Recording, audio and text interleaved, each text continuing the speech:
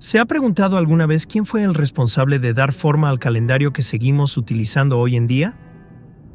No solo fue un líder religioso, sino también un visionario que ejerció su liderazgo sobre la Iglesia Católica y los estados pontificios durante el periodo comprendido entre 1572 y 1585. Su actuación durante este periodo estuvo marcada por importantes decisiones y una perspectiva innovadora que influyeron profundamente en la institución religiosa y en la administración territorial bajo su mando. El científico y religioso al que nos referimos es el ilustre Papa Gregorio XIII, conocido por instituir el calendario gregoriano en 1582. Esta reforma del calendario fue crucial para corregir las imprecisiones del calendario juliano que se había utilizado anteriormente. El calendario juliano calculaba mal la duración del año solar, lo que provocaba una desviación gradual del calendario respecto a las estaciones. Los ajustes del Papa Gregorio XIII ayudaron a alinear el calendario más estrechamente con los equinoccios, haciéndolo más preciso para fines civiles y religiosos. El calendario gregoriano es el sistema de calendario más utilizado en la actualidad, y su introducción ha mejorado significativamente la forma en que llevamos la cuenta del tiempo, incluso siglos después de su implantación. Profundizaremos en la trayectoria de su vida, así como en las importantes aportaciones que hizo a la humanidad a lo largo del tiempo. Los artículos utilizados para ayudar a crear el vídeo y para que puedas conocer más sobre el tema están disponibles en la descripción.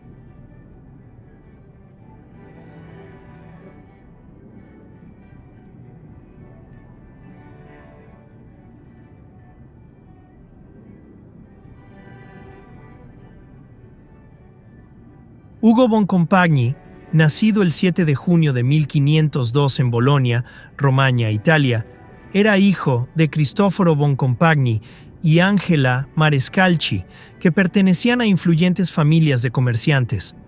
Licenciado por la Universidad de Bolonia, impartió clases de jurisprudencia entre 1531 y 1539, enseñando, entre otros, a Alessandro Farnese, Otto Truchsess von Walburg, Reginald Pole, Stanislaus Hosius y Paolo Barulli d'Arezzo. Al trasladarse a Roma, fue nombrado juez colateral segundo del Capitolio en 1540, uno de los dos magistrados del Tribunal Civil, convirtiéndose en sacerdote 2 años después de su nombramiento y, por último, utrisque referendario firmado en 1545. Valorado por sus conocimientos jurídicos, participó en el Concilio de Trento, que se trasladó provisionalmente a Bolonia en marzo de 1547. Tras la conclusión de las 2 sesiones emilianenses, Boncompagni regresó a Roma en 1548 como jurista conciliar, encargado de la difícil tarea de defender la traducción cuestionada por el emperador Carlos V. Ese mismo año murió su padre, dejando a Ugo una importante herencia, incluida parte del espléndido palacio familiar de Bolonia, que más tarde le sería útil para recibir invitados como cardenal. En 1548, Ugo se convirtió en padre, dando a luz a su hijo Giacomo, fruto de una relación con una mujer soltera llamada Maddalena Fulcini. Con la subida al trono papal de Julio III en 1550, sus anteriores funciones no se extendieron a la segunda fase del concilio, que tuvo lugar entre 1551 y 1552. No obstante, recibió el nombramiento de secretario papal. Pablo IV, sin embargo, le reintegró en el circuito conciliar en 1556, haciéndole acompañar también a su sobrino Carlo Carafa en sus misiones internacionales a Francia y Bruselas, así como nombrándole en 1558 miembro de la comisión destinada a legitimar la abdicación de Carlos I y el acceso al trono imperial de su hermano Fernando I. Bajo el gobierno de Pablo IV, Boncompagni fue nombrado virrey de la Cámara Apostólica y se convirtió en miembro del recién creado Consejo de Estado en 1559, recibiendo ese mismo año el obispado de Vieste, conferido por Pío IV. Asociado a su reciente familia papal, retomó un papel crucial en el Concilio de Trento, que comenzó en 1562 y concluyó a finales de 1563.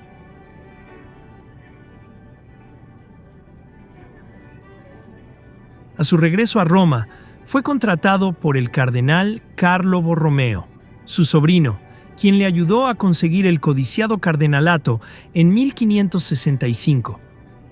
Como cardenal, fue nombrado legado a Latere para España en relación con las 1565 antiguas acusaciones de la Inquisición contra el arzobispo de Toledo, Bartolomé de Carranza, que contaba con la protección de Felipe II. Esta delicada misión terminó con la muerte del Papa, y todas las acusaciones fueron revocadas. Boncompagni permaneció allí el tiempo suficiente para ganarse la estima del monarca español. A su regreso a Roma, bajo la batuta del estricto Papa Pío V, fue despojado de sus obligaciones gubernamentales para que pudiera desempeñar mejor sus funciones en el Tribunal de la Signatura Apostólica. Las mismas competencias, que a menudo le proporcionaron asistencia en asuntos jurídicos eclesiásticos, le sirvieron de billete hacia el trono de Pedro en 1572. Tras un cónclave que duró solo 2 días, Ugo Boncompagni ascendió al papado como Gregorio XIII. En comparación con sus predecesores, restringió el número de cargos concedidos a miembros de su familia.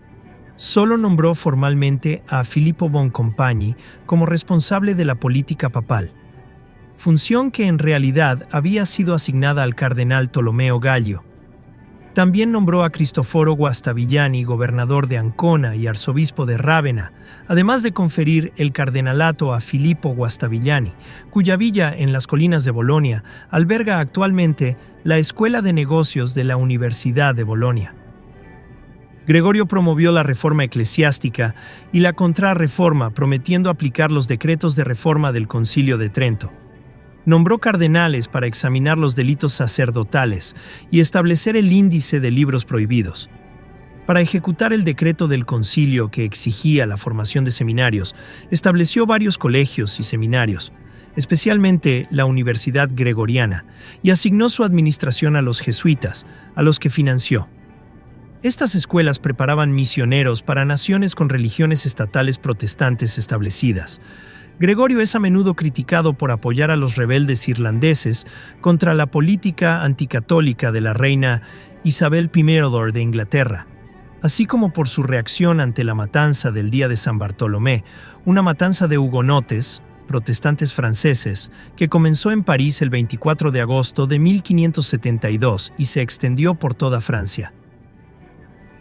Tras perder la esperanza de revertir el retorno de los países protestantes al catolicismo, Gregorio dedicó considerables esfuerzos a establecer un nuevo diálogo con las iglesias orientales, Siria, Copta, Abisinia y Armenia, en busca también de la reconciliación con la Iglesia ortodoxa. En aquella época, los jesuitas, que dominaban por completo la nueva doctrina, fueron honrados por el Papa con la elevación de su colegio romano, fundado en 1551 por Loyola, a la categoría de archigimnasio gregoriano, que ahora se reconoce en homenaje a Boncompagni como Pontificia Università Gregoriana. No solo ellos se beneficiaron de la política sistemática del Papa, las nuevas órdenes de los barnabitas, teatinos y capuchinos también recibieron protección y favor, al igual que los carmelitas descalzos, reformados por Teresa de Ávila, y los oratorianos, recién establecidos por Filippo Neri. Estos grupos de modestos servidores monásticos evolucionaron hasta convertirse en una influyente maquinaria cultural que reestructuró la Iglesia para una nueva función espiritual y penitencial.